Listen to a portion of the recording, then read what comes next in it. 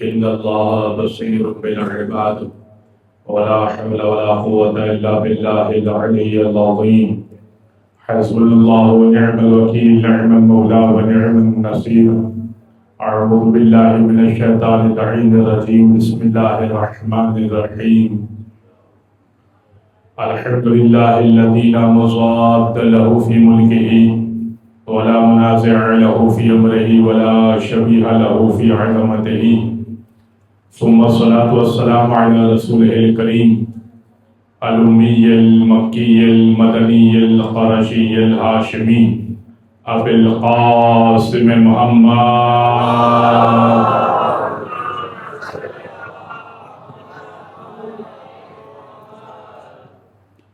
وعلى أهل بيته الطيبين الطاهرين واللعنة الدائمة على أعدائهم أجمعين من يوم ظلمهم وعداوتهم إلى قيام يوم الدين أما بعد فقد قال الله سبحانه وتعالى في محكم كتاب المبين بسم الله الرحمن الرحيم الرحمن علم القرآن خلق الإنسان علمه البيان صلى الله على محمد وآل محمد.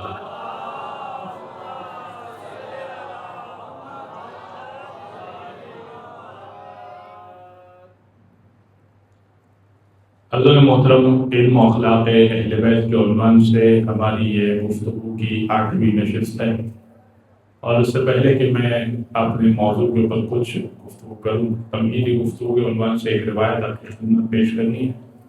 آج ہمارے پاس وقت محدود ہے اور اس لیے کہ وقت پہ جلوس نکلنا ہے، اور آپ حضرات تمام جلوس کا حصہ یقیناً بنیں گے، اور ظاہر سی بات ہے کہ اب جیسے کہ دن بڑھ جاتے ہیں تو مسائل کا وقت بڑھ جاتا ہے اور فضائل کا وقت کم ہو جاتا ہے۔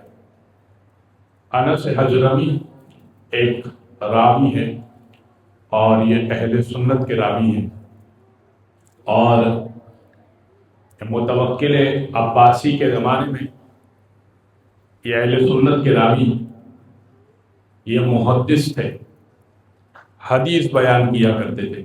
اگر میرا کوئی اہل سنت سنی بھائی یہاں پر یا یہاں سے باہر جہاں آواز جا رہی ہے وہ سن رہا ہے تو اس روایت کو سنیں، اس روایت کو سنیں جو میں پیش کرنا چاہ رہا ہوں، اس بات کو سنیں جو میں پیش کرنا چاہ رہا ہوں۔ انس حضرمی اہل سنت کے محدث ہیں۔ محدث کہتے ہیں حدیث بیان کرنے والے، اور متوکل عباسی اخبث العباسیین، عباسیوں میں خبیث ترین تھا۔ اس نے انس حضرمی سے سوال کیا، کہا کہ تو مجھے یہ بتا کہ میرے 2 بچے اچھے ہیں یا رسول کے 2 بچے اچھے تھے؟ حسنین کریمین اچھے تھے یا میرے 2 بچے اچھے ہیں؟ اس نے کہا کہ کہاں تیرے بچے اور کہاں رسول اللہ کے بچے؟ تیرے بچے تو گلی میں چھوڑ دیں تو پٹ کے آ جائیں، کہاں رسول اللہ کے بچے کہ جن کو رسول اللہ ممبر پہ گود میں بٹھایا کرتے تھے، ممبر کی زینت حسن و حسین تھے، تو کہاں؟ اور اس نے سوال بھی نشے میں کیا تھا۔ متوکل وہ شخص تھا کہ جو کہا کرتا تھا یا لیتنی کنت معکم فافوز فوزا عظیما، کاش اے یزید میں تیرے ساتھ ہوتا تو بلند درجے پر ہوتا۔ اور اسی متوکل نے سب سے پہلے زیارت امام حسین پہ پابندی لگائی تھی، اسی متوکل نے امام حسین کے زیارت کے اوپر یہ پابندی لگائی تھی کہ اگر کوئی شخص جانا چاہتا ہے امام حسین کی زیارت پر تو اپنے اعضاء میں سے کوئی عضو کٹوا کر وہ جائے گا۔ تو لوگ تو بیٹھے ہی تھے تیار کہ حسین کے نام پہ ہاتھ دیں، حسین کے نام پہ ٹانگ دیں۔ اس سے اچھا کیا ویزا ہوگا، اس سے اچھی کیا سند ہوگی کہ جب رسالت امام کی خدمت میں پہنچے تو یہ بتائیں سرکار کو کہ سرکار آپ کے نواسے کی محبت میں ہاتھ پیر کٹوائے ہیں۔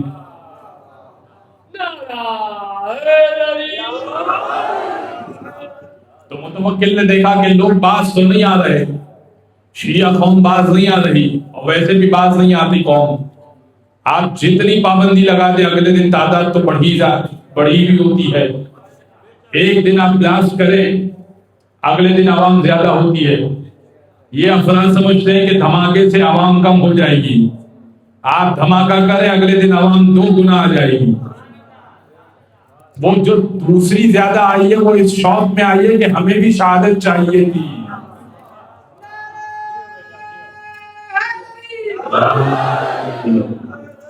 تو آپ نے حسین والوں کو بڑا معمولی اور بڑا ہلکا سمجھا ہوا ہے کہ ذرا سا جو ہے وہ پٹاخہ چھوڑیں گے تو سارے افراد بھاگ جائیں گے، یہ بھاگنے والوں کے ماننے والے نہیں ہیں۔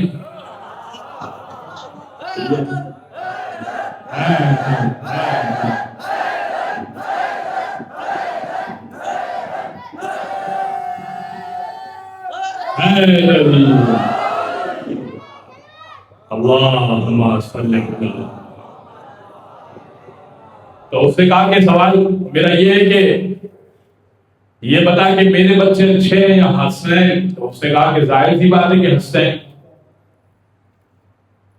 اور پھر انس حضرمی نے یہ کہا کہ مجھے صحیح سلسلے سے ایک حدیث یاد آتی ہے، اور وہ حدیث یہ ہے کہ رسول اللہ نے فرمایا اپنے دونوں بچوں کو، جبکہ رسول اللہ منبر پر تھے، دونوں بچوں کو زانوں پہ بٹھایا تھا اور دونوں کے بارے میں فرمایا من احبہما، جو ان دونوں سے محبت کرے، وہ ابوہما و اباہما، اور ان دونوں کے والد سے محبت کرے، وہ امہما، اور ان دونوں کی مادر گرامی سے محبت کرے، فَهُوَ فِي الْجَنَّةِ مَعِي، تو جنت میں میرے ساتھ ہوگا۔ رسول نے یہ فرمایا تھا کہ جو ان دونوں سے محبت کرے اور ان دونوں کے والد سے محبت کرے اور ان دونوں کی مادر گرامی سے محبت کرے تو وہ جنت میں میرے ساتھ ہوگا۔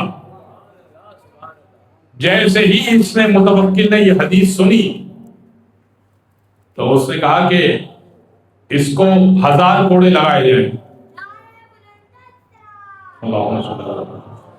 کہا اس کو 1000 کوڑے لگائے جائیں، اس کو 1000 کوڑے لگائے جائیں۔ اچھا 1000 کوڑے کی سزا جو ہے یقینی موت کی سزا ہوتی تھی، 1000 کوڑے کوئی بھی سہ نہیں سکتا، تو 1000 کوڑے کی سزا ایسی ہے کہ یقینی موت کی سزا۔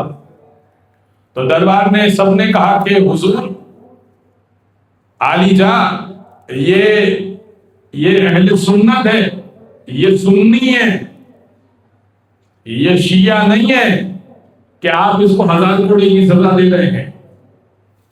کہا ٹھیک ہے کہ اگر یہ سنی بھی ہے تو 500 کوڑے تو ضرور لگائے جائے، اس لیے کہ اس نے حسین کی فضیلت کیوں بیان کی ہے۔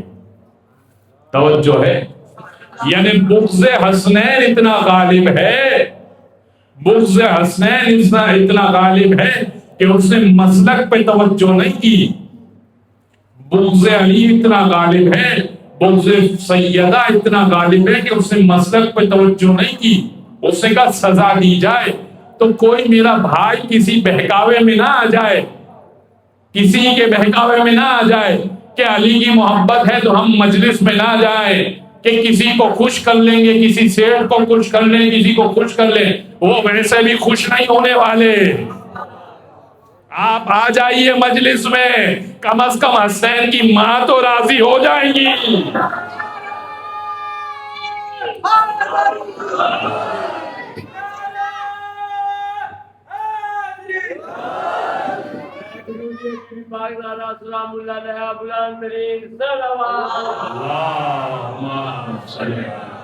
محمد وآل محمد۔ توجہ ہے آپ کی؟ کوئی میرا سنی بھائی اگر اس وجہ سے مجلس میں نہیں آ رہا کہ سیٹ ناراض ہو جائے گا، فلاں ناراض ہو جائے گا، وہ ویسے بھی ناراض ہے آپ سے۔ اگر آپ کے دل میں ذرا برابر محبت پائی جائے گی اور اسے کسی دن پتہ چل جائے گی تو اس نے تو اس دن ناراضگی دکھا دینی ہے۔ آپ کی پروموشن اور ڈیموشن کا معاملہ ہو تو پہلی فرصت میں دوسرے کو پروموٹ کر دینا اور آپ کو ہٹا دینا ہے، برطرف کر دینا ہے۔ تو آپ نے 10 دن چھٹی کیوں کی مجلس حسین کی؟ آپ تو آ جاتے، سیدہ کا صدقہ کھا لیتے، حسین کریمین کا صدقہ کھا لیتے شاید کہ کچھ بہتر ہو جاتا معاملہ. تو کسی کے آسرے پہ نہ رہیے. یہ دنیا والے کسی کو چھوڑتے نہیں ہیں، صرف اہل بیت اطہار کی محبت ہے وہ آپ کو پار لے جائے گی. اسی لیے رسول نے کہا تھا مثل اہل بیت کمثل سفینۃ نوح، میرے اہل بیت کی مثال سفینہ نوح کی مانند ہے. میرے اہل بیت کی مثال کشتی نوح کی مانند ہے. من رکبھا نجا ومن تخلف عنہا غرق وہوا، جو اس میں سوار ہو گیا وہ نجات پائے گا، جو اس سے نہ لڑے گا وہ ہلاک ہو جائے گا، غرق ہو جائے گا. بس حضرت گرامی آج وقت مختصر ہے تو میں بات مختصر کروں گا. علم اہل بیت میں نے کل بات کی تھی کہ کسبی نہیں ہوتا، ہمارا علم کسبی ہوتا ہے، جتنا سیکھا اتنا معلوم ہے. اہل بیت کا علم کسبی نہیں ہے، اہل بیت کا علم لدنی ہے، اہل بیت کا علم عطا شدہ ہے. تو اس کا مطلب کیا ہوا؟ اب آج آگے تھوڑی سی بات بڑھے گی. اس کا مطلب کیا ہوا؟ جب علم ہے لدنی تو جو جواب پہلے کا ہوگا وہی جواب آخری کا ہوگا.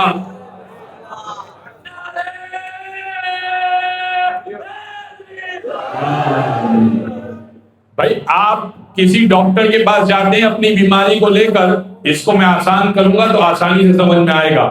آپ کسی ڈاکٹر کے پاس جاتے ہیں اپنی کسی بیماری کو لے کر، مثال کے طور پہ بخار ہو گیا تو بخار لے کر آپ ایک ڈاکٹر کے پاس جائیے، وہ آپ کو ایک نسخہ لکھ کر دے گا. وہی بخار آپ لے کر جائیے کسی دوسرے ڈاکٹر کے پاس تو وہ دوسرا نسخہ لکھ کر دے گا، اور تیسرے ڈاکٹر کے پاس جائیے وہ تیسری بات لکھ کر دے گا. ممکن ہے کہ ایک دو گولیاں اس کے اندر سملر ہو، سیم ہو، لیکن باقی چیزیں چینج ہوں گی. ٹھیک ہے، اچھا بخار کی نوعیت بڑھی بھی ہو، ٹائیفائڈ ہو، ہیپیٹائٹس ہو، ٹھیک ہے، بڑھا ہوا بخار ہو، مثال کے طور پہ ملیریا ڈینگی ہو، تو پھر نسخہ اور تبدیل ہو جائے گا، مزید تبدیل ہو جائے گا. کیوں؟ کیونکہ یہ جو ڈاکٹر ہے اس نے کہیں اور سے پڑھا ہے، اور یہ جو ڈاکٹر ہے اس کی سمجھ کچھ اور ہے، اور یہ جو ڈاکٹر، اچھا سب غلط نہیں کہہ رہے، سب ٹھیک کہہ رہے ہیں، سب کے نسخے ٹھیک ہیں، آپ کی بیماری ٹھیک ہو جائے گی، لیکن سب کی سمجھ الگ الگ ہے، سب کی پڑھائی الگ الگ ہے. حتیٰ کہ ایک یونیورسٹی سے پڑھے ہوئے بھی ہوں تب بھی سب کا جواب الگ الگ ہوگا، کیونکہ سب کی سمجھ الگ الگ ہے. ایک بیچ کے پاس آؤٹ بھی ہوں، ایک ہی سال میں پڑھ کے پاس ہوئے ہوں، مثال کے طور پہ 2020 میں سب کو MBBS کی ڈگری ملی ہو اور ہارورڈ یونیورسٹی سے ہی ملی ہوئی ہو، اور 2020 میں دو سب ڈاکٹر بنے ہوں، اور تینوں کے جو ہے وہ کلینک ایک ساتھ ہو، مگر اب تینوں کے پاس باری باری جائیے تو تینوں اپنے اپنے حساب سے دوائی کا نسخہ لکھ کر دیں گے، کیونکہ سمجھ الگ الگ ہے. پڑھائی جب کی تو سمجھ ان کی اس میں آگے آ گئی.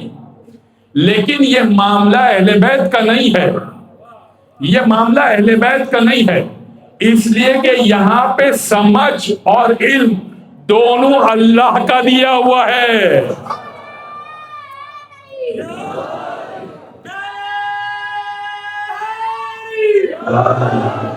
اس لیے بہت دفعہ ایسا ہوتا تھا کہ کوئی شخص آتا تھا، چوتھے امام سے سوال کرتا تھا، زیادہ تھی زیادہ تر پانچویں امام اور چھٹے امام کے دور میں بھی ہوتا تھا، تو وہ پانچویں امام سے بھی وہی سوال کرتا تھا، چھٹے امام سے بھی وہی سوال کرتا تھا، اور کہتا تھا کہ آپ کے بابا نے اور آپ کے جد نے بھی یہی جواب دیا تھا، تو آپ کے جواب تو سب کے ایک جیسے ہیں. تو امام کہتے تھے تو ہم سب نے ایک ہی جگہ سے سیکھا ہے.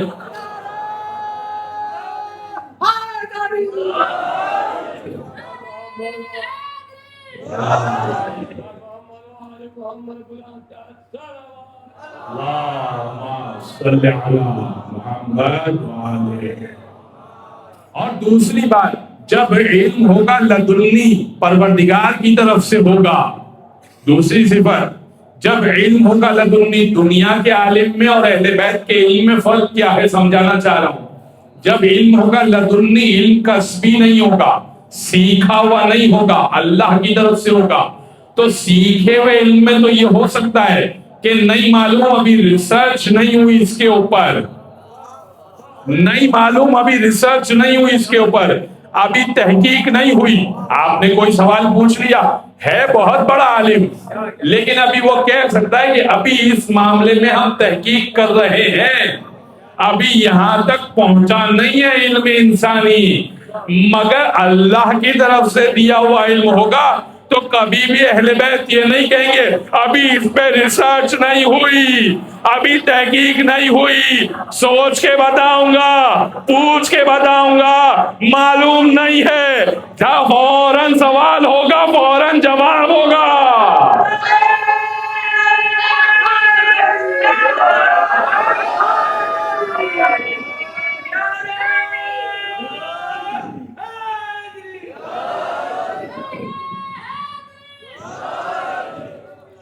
توجہ ہے. تو ہر دنیا کے علم میں اور اہل بیت کے علم میں زمین آسمان کا فرق ہے. زمین آسمان بھی چھوٹی مثال ہے.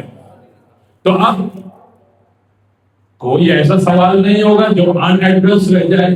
تو اب اس کی مثال 2-3 پیش کر کے میں منزل مسائل بتا دوں. کیا ہوا؟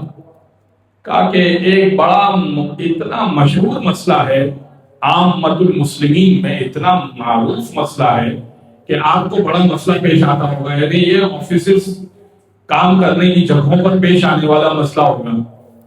اور کیا مسئلہ ہوگا؟ نمازی کے آگے سے گزرنے کا مسئلہ. نمازی کے آگے سے گزرنے کا مسئلہ پیش آتا ہوگا. اب امام موسی کاظم علیہ السلام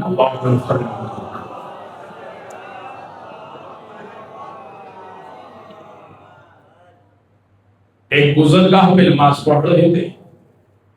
گزرگاہ یعنی وہ جگہ کہ جہاں سے لوگ گزر رہے تھے, اور 5 برس کا سن ہوگا یا 7 برس کا. تو وہ کہ جن کا ٹائٹل امام والا ہے, انہوں نے امام جعفر صادق کے کان میں آ کر کہا کہ اپنے بچے کو سمجھائیے نا, یہ ایسی جگہ سے نماز پڑھ رہے ہیں, لوگ آگے سے گزر رہے ہیں, نماز تو ان کی خراب ہو رہی ہے, اور ان کا مسئلہ بھی یہی ہے. بلکہ آپ نے تو وہ کلپ بھی دیکھا ہوگا کہ ایک بندہ یوں کھڑا ہو جائے, وہ دوسرا یوں گزرے, پھر تیسرا یوں گزرے, چوتھا یوں گزرے.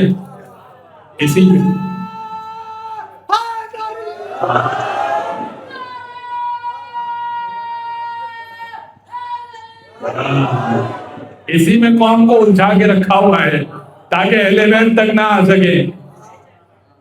وہ اگر پوچھ بھی لیں تو ان کو معلوم نہیں ہوتا. تو آپ سنیں گا یہ مسئلہ حل کر چکے چھٹے امام بہت پہلے. 7ویں امام ایسی جگہ نماز پڑھ رہے, لوگ آگے سے گزر رہے ہیں.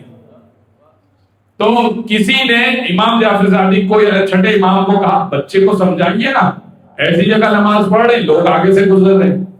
کہ تمہیں اگر اس سے اعتراض ہے تو اس سے بات کرو نا. میرا بیٹا بھی امام ہے, میرا بیٹا کوئی عام نہیں ہے, اپنے جیسا نہیں سمجھنا ہے اس کو. میرا بیٹا بھی امام ہے. امام موسی کاظم کی نماز ختم ہوئی تو حضرت آ گئے, کہا بچے آپ نے جہاں نماز پڑھی ہے نا, کافی لوگ آگے سے گزرے, آپ کی نماز ٹھیک نہیں ہے. کہا اچھا تم سمجھاؤ گے ہمیں کہ نماز صحیح ہے یا نہیں ہے. کہا کہ تم سمجھاؤ گے ہمیں کہ نماز ٹھیک ہے یا نہیں ہے.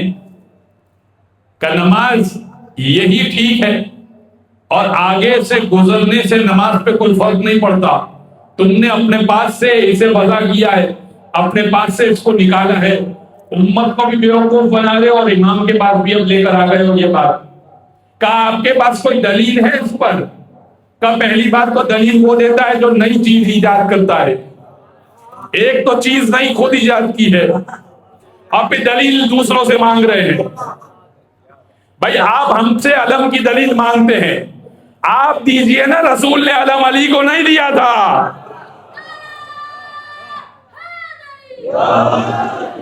علم کی دلیل ہم سے نہیں مانگے. آپ یہ دلیل دیں کہ رسول نے علم نہیں دیا تھا, آپ یہ دلیل دیں. لوگ دلیل ہم سے مانگتے, الٹا دلیل مانگتے, یعنی جس کو محاورہ ہے کہ الٹا چور کوتوال کو ڈانٹے. بھائی علم کی دلیل، مجلس کی دلیل آپ دیں، مجلس کی دلیل ہم نہیں دیں گے. ذکر علی کرنا تو عبادت ہے، آپ دلیل دیجئے کہ یہ عبادت نہیں ہے.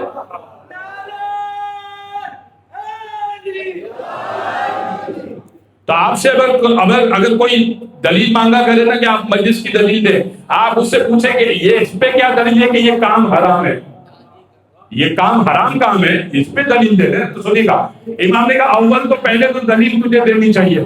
کہا اور دوسری بات، اگر دلیل مانگتا ہے تو دلیل دیتا ہوں قرآن سے. قرآن میں پروردگار نے کہا نحن اقرب الیہ من حبل الورید، ہم وہ ہیں، پروردگار کہتا ہے ہم وہ ہیں جو رگے گردن سے زیادہ قریب ہیں.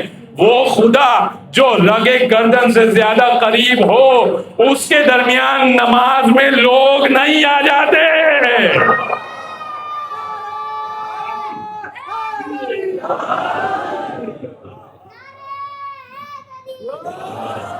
خدا کوئی فاصلے میں تھوڑی ہے، خدا کوئی نماز میں فاصلے میں تھوڑی ہے کہ آپ نے جان سجدہ کیا اس کے بعد خدا ہے، بیچ میں لوگ آ گئے تو نماز باطل ہو گئی.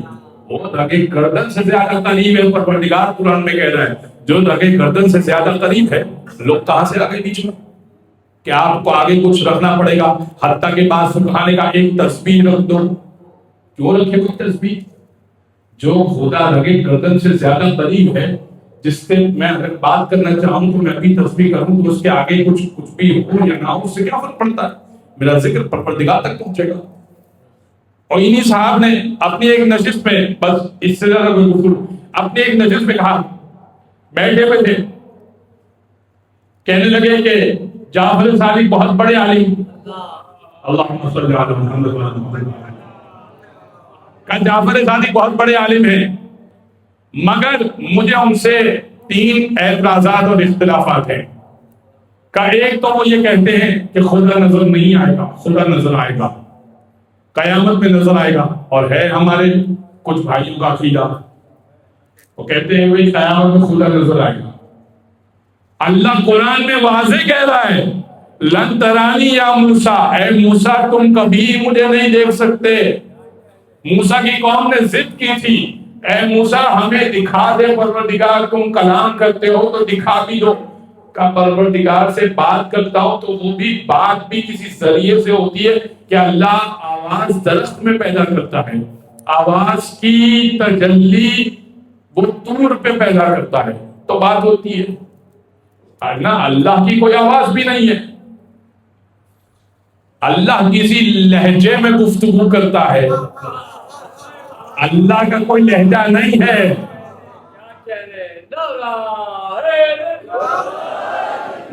یہ شب معراج جب رسول سے واپس آئے تو لوگوں نے سوال کیا بِأَيِّ لُغَةٍ خَطَبَ رَبَّكُمْ فِي لَيْلَةِ الْمِعْرَاجِ، کس لہجے میں پروردگار نے آپ سے گفتگو کی. بھائی دیکھیں، جس پروردگار کا جسم نہیں ہے، جس پروردگار کی آواز نہیں ہے، جس پروردگار کا لہجہ نہیں ہے، تو اس کے پاس لہجے کے لیے کوئی لہجہ ہونا چاہیے. یعنی کسی کا وہ لہجہ اپنائے گا، کسی کی وہ آواز اپنائے گا. تو کس کا لہجہ اپنایا، کس کی آواز اپنائی؟ اور اے حبیب آپ سے بات کی بِأَيِّ لُغَةٍ خَطَبَ رَبَّكُمْ فِي لَيْلَةِ الْمِعْرَاجِ، شب معراج آپ سے کس کے لہجے میں گفتگو کی پروردگار نے؟ فرمایا خاطبنی بلسان علی، اللہ نے علی کے لہجے میں گفتگو کی.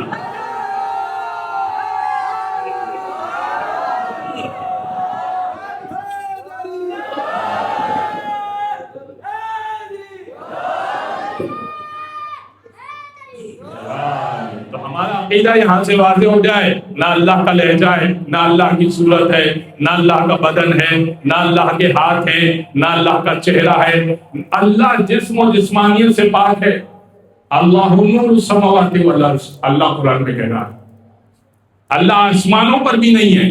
یعنی کوئی تصور کرتا ہے آسمانوں پر ہے، نہیں، آسمانوں پر بھی اللہ ہر جگہ ہے. آئینہ تولوا فثم وجہ اللہ، جس جگہ دیکھو گے اللہ کو پاؤ گے، جس جگہ رک کرو گے اللہ کو پاؤ گے. تو اللہ ہر جگہ ہے. تو کہتے ہیں کہ قیامت میں اللہ نظر آئے گا.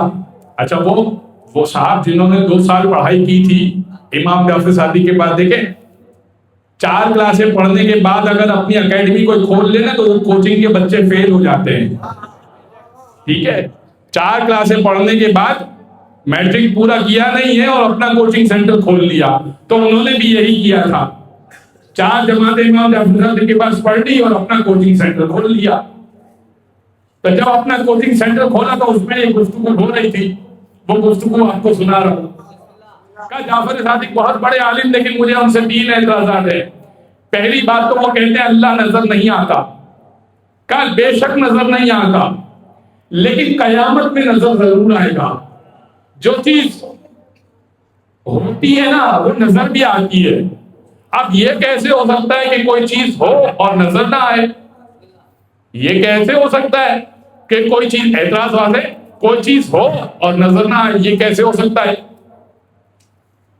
کہاں شاگرد کہنے لگے استاد آپ کی بات تو بالکل ٹھیک ہے کہ کوئی چیز ہو اور نظر نہ آئے, یہ کیسے ہو سکتا ہے؟ کہ قیامت میں اللہ اپنا دیدار کروائے گا. سبحان اللہ, کیا کہے. کہ دوسری بات جعفر صادق کہتے ہیں اللہ شیطان کو جہنم میں ڈالے گا.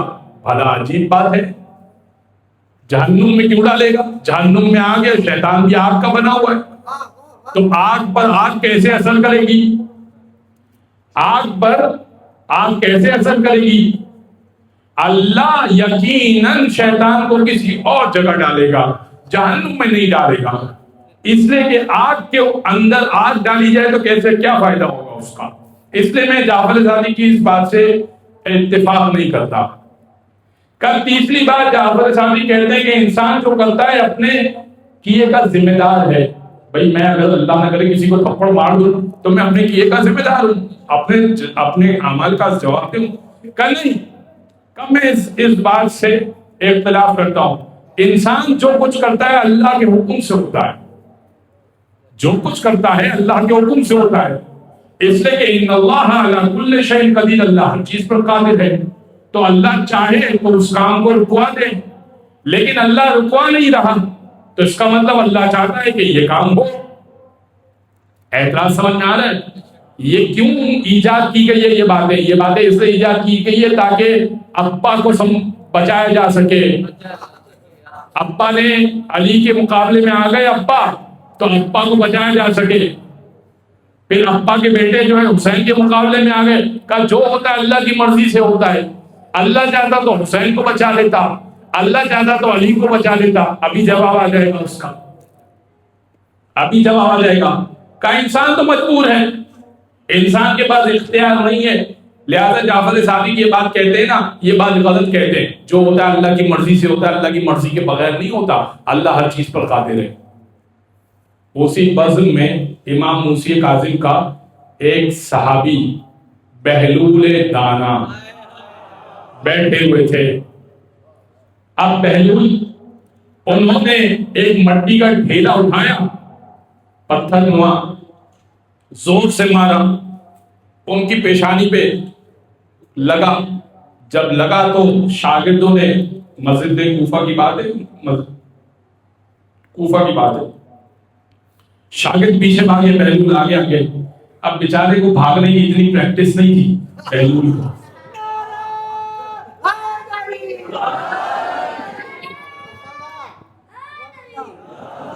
تو کچھ ہی دیر میں پکڑ لیا شاگردوں نے. شاگرد بڑے اسپیڈ سے آئے, بہلول پکڑے گئے.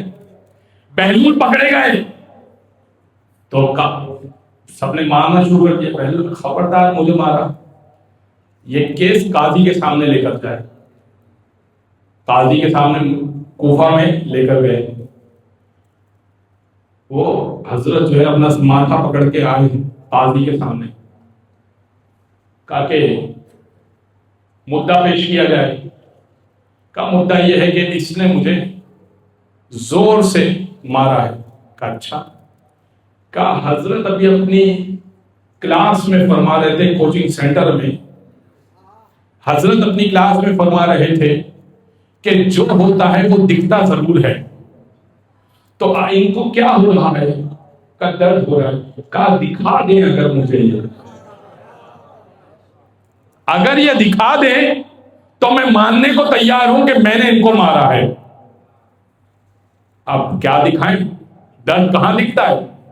ہوتا ضرور ہے، دکھتا نہیں ہے. تو تھوڑی دیر میں مان لیا کہ ہوتا ہے مگر دکھتا نہیں ہے.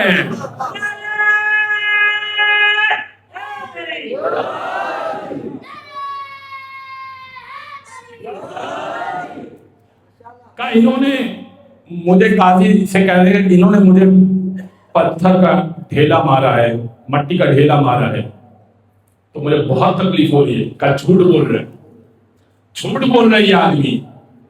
کہا کیسے جھوٹ بول رہے؟ بالکل تکلیف ہو رہی ہے. کہا یہ ابھی اپنی کلاس میں بتا رہے تھے اپنے شاگردوں کو کہ ہم جنس پر اثر نہیں کرتی، شیطان کو آگ میں نہیں ڈالا جائے گا اس لیے کہ شیطان بھی آگ کا بنا ہوا ہے اور جہنم میں بھی آگ ہے، تو آگ پر اثر نہیں کرتی. جب آگ پر اثر نہیں کرتی تو مٹی پہ کیسے اثر کر رہی ہے؟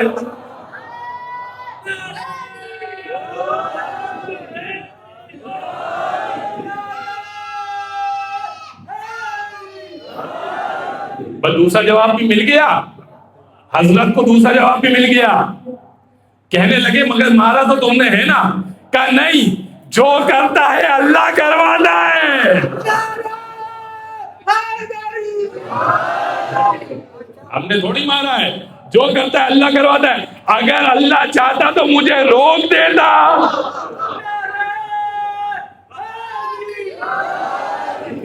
یہ شاگرد کا علم ہے. سوچئے امام کا علم کیا ہوگا.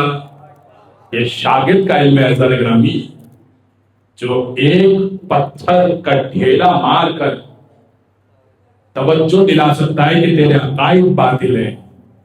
تو اپنے آپ کو امام نہ بولا کر، تیرے عقائد باطل ہیں، تیری فقہ باطل ہے. باتیں بہت ہیں، انشاءاللہ کچھ ہو سکتا ہے کل بات پیش کروں کہ کس طرح سے وہ آیا کرتے تھے امام کے پاس عقائد کی باتیں لے کر. امام کے پاس آتے تھے فقہ کی باتیں لے کر، اور امام ان کو کہتے تھے کہ تو قیاس کرتا ہے. قیاس بہت ہے کیا، یہ چیز ایسی ہے تو ایسی ہوگی، ایسی ہے تو ایسی ہوگی. قیاس کرتا ہے، قیاس باتیں. بس حضرات کرام، یہ اہل بیت ہے. میں نے عرض کیا تھا ابتدا میں جو جملہ وہیں سے دوبارہ آپ کی خدمت میں پیش کروں گا کہ ان کے اول اور آخر میں کوئی فرق نہیں ہوتا، مگر شاعر نے ایک کمال فرق بیان کیا. عباس و مرتضیٰ کی فضیلت میں فرق کیا؟ عباس و مرتضیٰ کی فضیلت میں فرق کیا؟ مقصد جہاد حق میں تو دونوں کا ایک تھا. حیدر نے فتح کر لیا خیبر کا معرکہ، عباس نے فرات کو قبضے میں لے لیا. خیبر کشا نے مال غنیمت لیا نہیں، خیبر کشا نے مال غنیمت لیا نہیں، عباس نے بھی نہر سے پانی پیا نہیں. وہ مال غنیمت تھا مگر یہ نہر کا پانی تھا.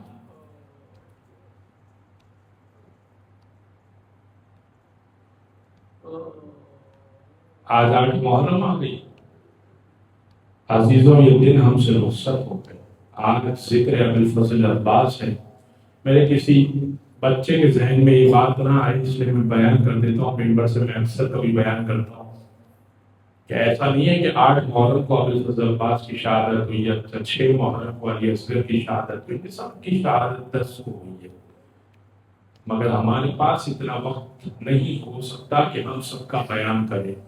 آپ یہ تصور کیجئے کہ ہمارے پاس بیان کا وقت نہیں ہے. حسین نے لاشیں سب کی اٹھائی، حسین نے ساری مصیبتیں ایک دن میں جھیلی ہیں.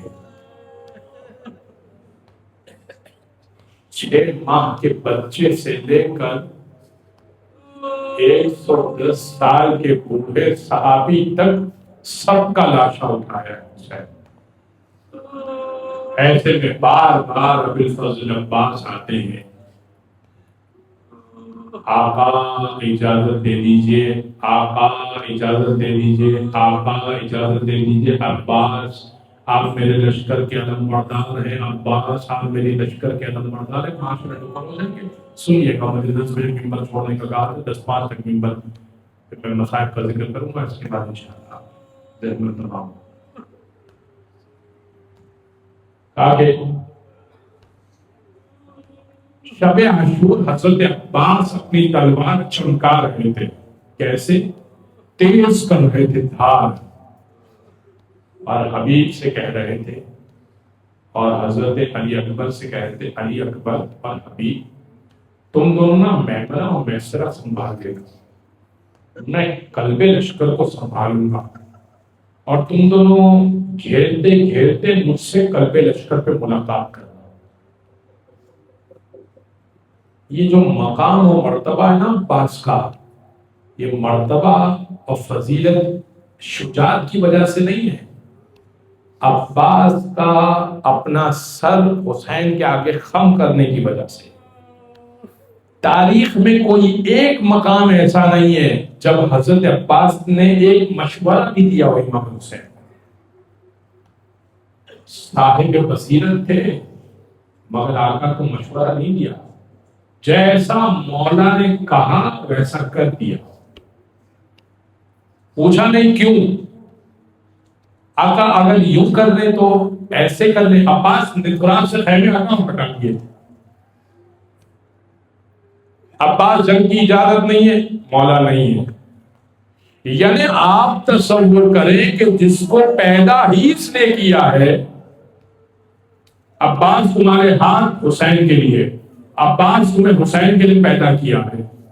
یعنی امام علی نے سب کی بیعت کروائی تو حسن کے ہاتھ پر، اور حضرت عباس کی بیعت کروائی وقت آخر تو حسین کے ہاتھ پر.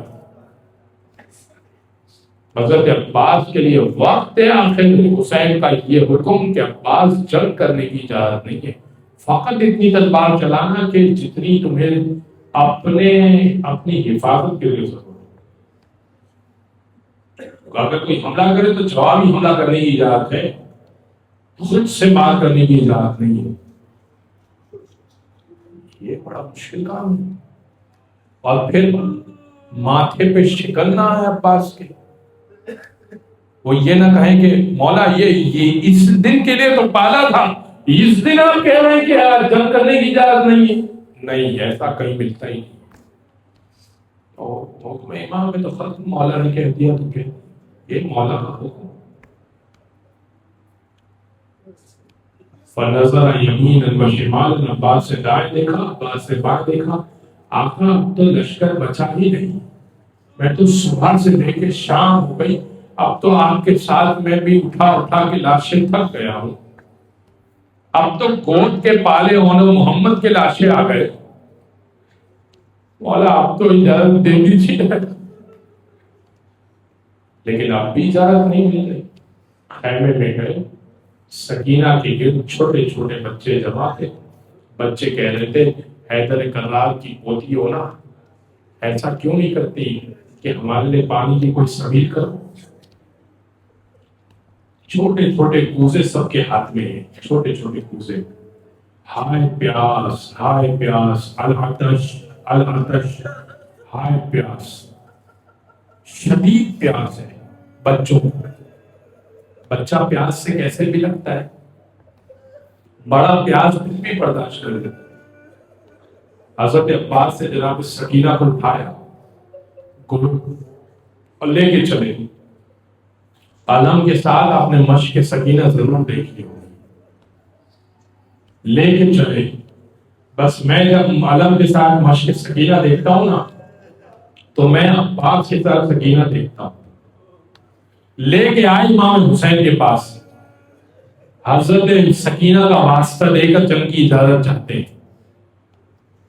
امام حسین تخت پہ بیٹھے، مسند پہ بیٹھے. ایک جملہ حضرت عباس نے کہا، ایک جملہ جناب سکینہ سے کہا کہ عباس جاؤ مقتل کی اجازت دے دی، تم تو بہت بڑی سفارش لے آئے.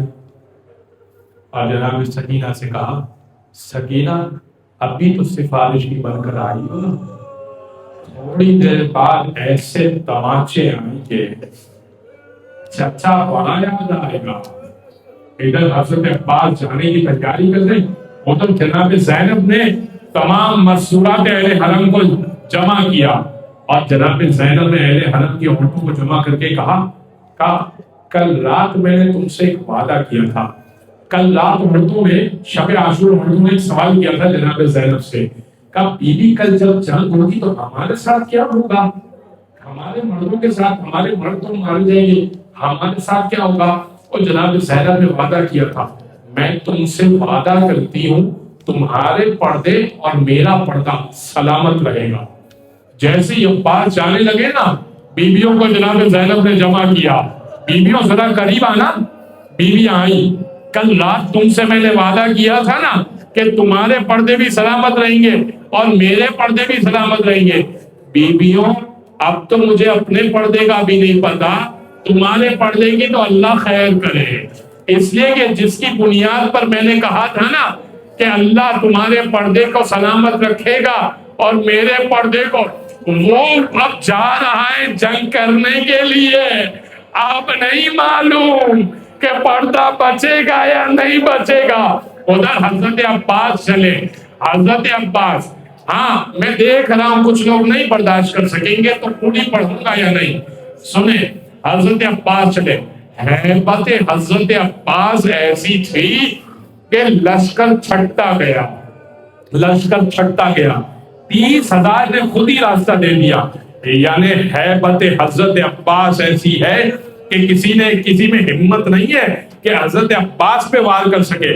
حضرت عباس سیدھا فرات میں اترے، مشکیزے کو بھرا، کوئی پریشانی نہیں پیش آئی، بس سیدھا تلوار چلاتے چلاتے آگے بڑھے، سیدھا فرات میں اترے، مشکیزے کو بھرا، چلو پانی اٹھایا، سکینہ کے عکس کو دیکھا. مکتب نویسوں نے لکھا سکینہ کی شکل کو دیکھا، عکس کو دیکھا، چلو پانی گرا دیا. اپنے دلدل سے کہا، گھوڑے سے کہا، سواری سے کہا، تو بڑا پیاسا ہے، ہم تو نہیں پی سکتے، ہمارا امتحان ہے، تو کیوں پانی نہیں پیتا؟ اس نے منہ پھیر لیا، آقا جب تو پانی نہیں پی رہا تو میں کیوں پانی پیوں گا؟ بس اب مشکیزہ بھر لیا گیا. ہاں پانی آ گیا. ہاں بڑے پیاسے ہیں. ایک ہاتھ میں عباس کے علم ہے، ایک ہاتھ میں مشکیزہ ہے، اور اب گھوڑے کو موڑا ہے. حضرت عباس فرات کے دہانے سے دوبارہ چلے ہیں. اللہ آپ کو کربلا دکھائے اسی ایام عذاب میں، اللہ مجھے بھی دکھائے. بس حضرت عباس نشیب و فراز کے ساتھ ساتھ ہوتے ہوئے آ رہے ہیں. یہ وہ جگہ کہ جس جگہ پہ حضرت کے بازو کٹے گا وہ نشیب و فراز میں ہے. حضرت جو ہے نا درختوں کا سہارا لے لے کے آ رہے ہیں. لیکن اب حرملہ سے کہا عمر ساتھ نے، ارے یہ پانی کے بغیر اتنے طاقتور ہیں، سوچ اگر ایک بوند پانی پہنچ گیا تو ہمارا کیا حال ہوگا؟ کوئی ایسی سبیل کر کہ پانی نہ پہنچ پائے. اس نے تیر کھینچا، حضرت عباس کے دائیں بازو پہ مارا، بازو کندھے سے کٹ کے گرا. حضرت عباس سے دائیں بازو سے بائیں بازو مشکیزہ لے لیا. ادھر جناب سکینہ دیکھ رہی ہے، جناب سکینہ دیکھ رہی ہے. علم ڈگمگایا، مشکیزہ ڈگمگایا. جناب سکینہ بچوں سے کہی، بچوں بس علم دیکھتے رہنا، علم دیکھتے رہنا. اگر علم ہماری طرف آ رہا ہے نا تو سمجھنا پانی ہماری طرف آ رہا ہے. چھوٹے چھوٹے بچے ہیں نا، بچوں کو تو دور سے علم نظر آتا ہے. کچھ دیر گزری، علم دائیں سے بائیں ہوا، اور کچھ دیر گزری، علم پھر ہلا. ارے اب کیا ہوا؟ اب بائیں بازو چھٹ گیا. عباس سے مشکیزے کو دانتوں میں پکڑا، علم کو بھی دانتوں میں سنبھالا. اللہ رے وہ دانتوں کی کیا قوت ہوگی کہ جس سے دانتوں میں مشکیزے کو پکڑا ہوگا اور علم کو سنبھالا ہوگا. حضرت عباس دعا کرتے جا رہے ہیں. پالنے والے اتنی مہلت دیتے ہیں کہ میں سکینہ کے خیمے تک پہنچ جاؤں. مگر اب وہ تیر چھوڑا کہ وہ مشکیزے میں لگا، تیر چھڑکا لگنا تھا، مشکیزہ پھٹ گیا۔ جیسے ہی مشکیزہ پھٹ گیا نا، حضرت عباس کی آنکھ بہہ گئی، سارا پانی بہہ گیا۔ ابھی بھی حضرت عباس گھوڑے پہ سنبھلے ہوئے ہیں۔ اب ایک اور تیر آیا، ایک تیر مولا کی آنکھ میں لگا، ایک تیر مولا کی پیشانی میں لگا۔ مولا عباس گھوڑے پہ سنبھل نہ پائے، زمین کربلا پر آئے، آواز دی آقا مجھے سنبھالیے گا۔ امام آئے، سلام کا جواب دیا، کہا الان انکسر ظہری، آج میری کمر ٹوٹ گئی۔ حضرت عباس کے سرانے پہنچے، بس تمام کر دیا۔ آپ کی آنکھوں میں آنسو ہے نا؟ کہا عباس کوئی خواہش ہے؟ کہا دو خواہشات ہیں۔ کہا میں نے اپنی ماں سے سنا تھا جب اس دنیا میں آیا تھا نا، آپ کی زیارت کی، مولا جاتے جاتے بھی آپ کی زیارت کرنا چاہتا ہوں، مگر مولا میری ایک آنکھ میں تیر ہے، ایک آنکھ میں خون ہے، مولا زحمت نہ ہونا، ابا کے دامن سے اس خون کو صاف کر دیجیے گا۔ مولا یہ زحمت بھی نہ دیتا اگر میرے بازو سلامت ہوتے، اگر میرے بازو سلامت ہو گئے۔ کہا عباس کوئی دوسری خواہش ہے؟ کہا دوسری خواہش ہے، دوسری خواہش ہے، جب میری روح پرواز کر جائے میرا لاشا سکینہ کے خیمے میں مت لے جائیے گا۔